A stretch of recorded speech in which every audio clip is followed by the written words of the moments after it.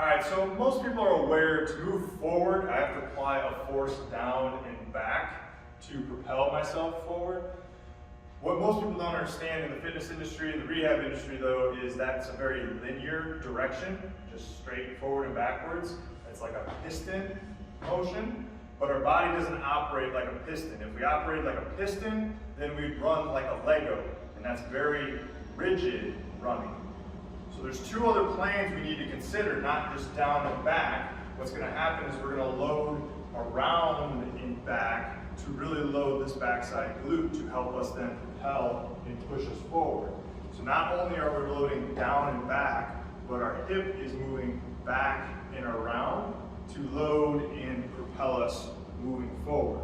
Most sprinters will understand this concept because this position right here to sprint forward doesn't feel as strong as if I load back into my hip. I feel much more explosive coming out of this position than I do right here. So it's that loading back, down, and around that makes this position much more powerful, explosive way of loading. And then we can make that more elastic by dynamically loading and exploding out of that position.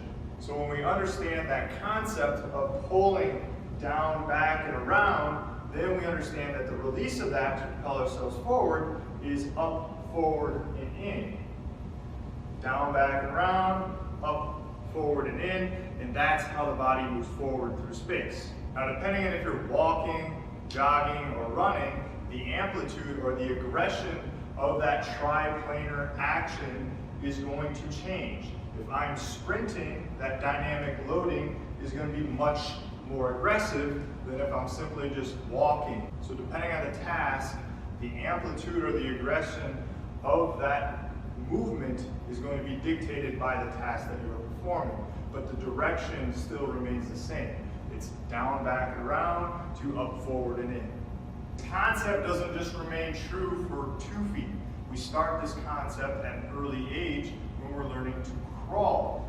So the very first stage of crawling is creeping, where we're just using our arms.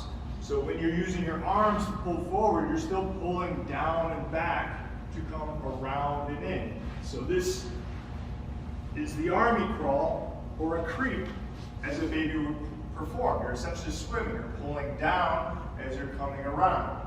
So one arm is going down, back, and around. The other arm is going up, forward, and in. And that's what's going to propel you forward through space. As you get to all fours, the same action occurs. I'm still pulling back, down, and around. My hip is still pulling back, down, and around. And the opposite side is coming up, forward, and in.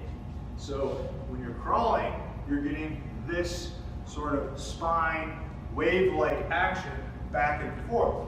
You don't want to limit that when you're practicing. A lot of people, when they perform crawling activities, again, they make this very linear. They try to make this a anti-movement or a stabilization exercise where you're very, very rigid. You're not trying to move everything. But that's not how we move through space.